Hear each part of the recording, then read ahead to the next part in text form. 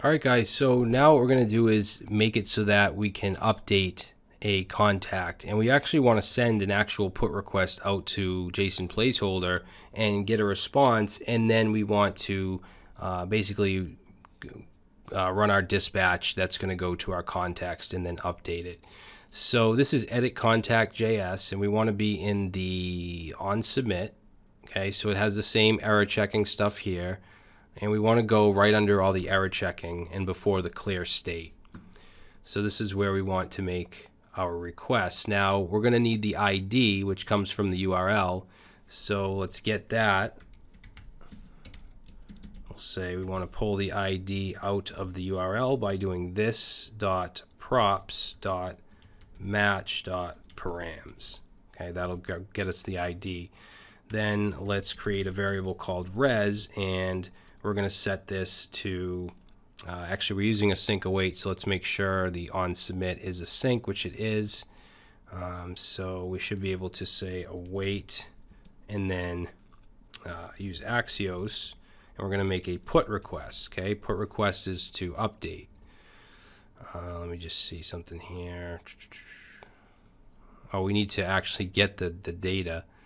So I deleted remember we had the new contact object, so let's just create that again, except I'm going to call it update object. So we'll say const upd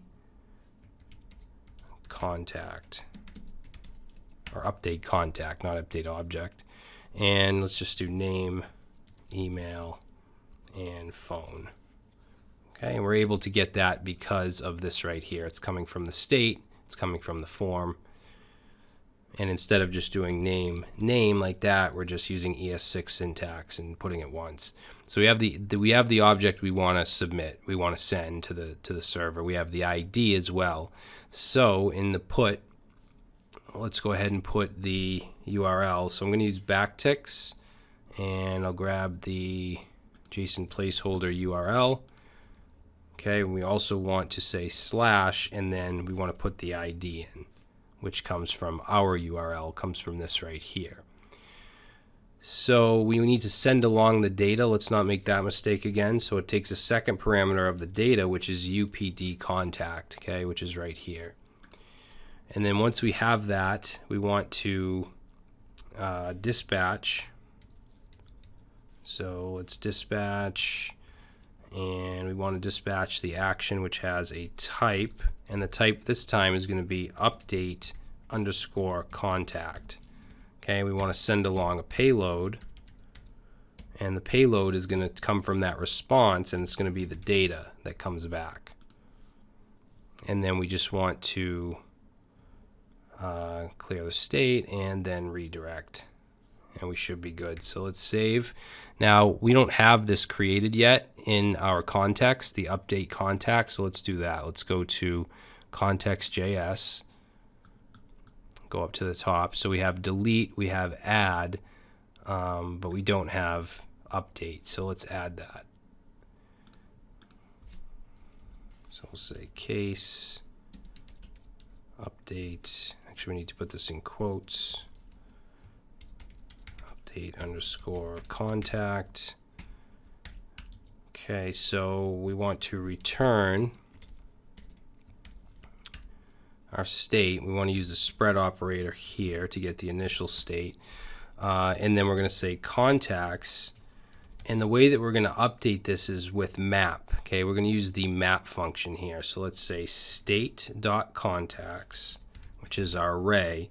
We want to map through, and for each contact, we want to say where contact dot ID is equal to the action. Remember, the action dot payload includes the whole, the entire, contact, and we want to get the ID. Okay, so we want to make sure that that matches. And if it does, we're going to use a ternary here. Then we want to say contact, the current contact equals the entire payload, so action.payload. Okay, else, then we want it to just be the current contact. So that's how we're going to actually do the update. Now, one thing I want to check is we're sending the pay. Let's see, we're sending res dot. Yeah, okay. So we're sending res dot data as the payload. Now, res dot data comes from this request because it returns when you update something and you make the put request to JSON placeholder. It sends back that contact or that user with the updated data. It also includes the ID. So that's where we're getting action.payload.id. Even though the object that we constructed here when we did the submission doesn't have an ID, it gives us back the ID when we get the response from JSON placeholder. So that's what's going on, in case you're confused and you're wondering, this doesn't have an ID, so how do we get action.payload.id? It comes from the response from JSON placeholder.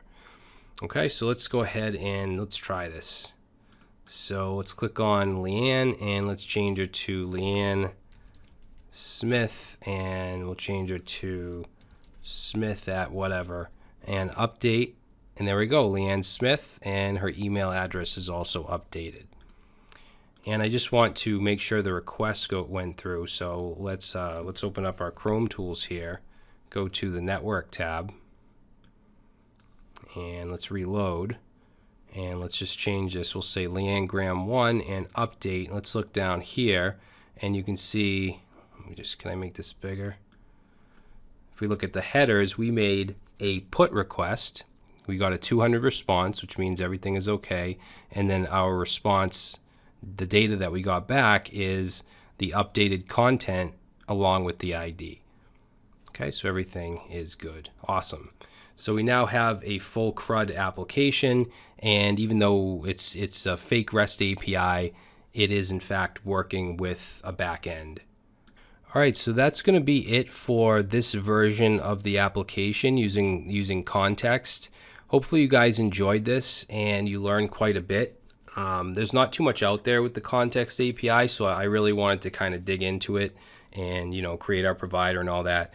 But I also want you guys to learn Redux, because Redux is good for, it's also good for sharing state across, application state. But it's really good for bigger applications because you can have multiple reducers for multiple resources. The Redux Dev Tools is just incredible, and it's just a better choice for, in my opinion, it's a better choice for larger applications. Now, we're not going to build a large application. I want to kind of show you how to build the same thing with the same functionality using Redux instead of the context API.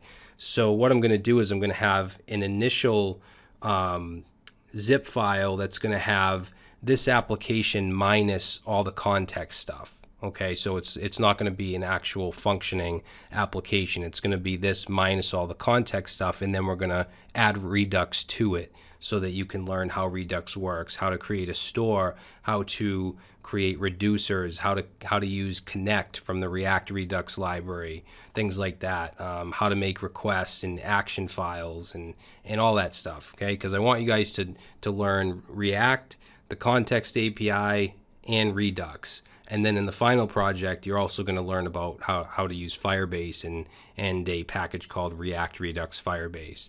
Now, everything we've done up to this point, I'm going to put into a zip file, and I'm going to put it into this lecture. Okay, so if you want to grab that, it should be in the project files for this lecture. But in the next section, we're going to, like I said, we're going to kind of restart with just the basic components, and we're going to implement Redux, okay? And we're going to learn all about Redux. So I will see you in the next section.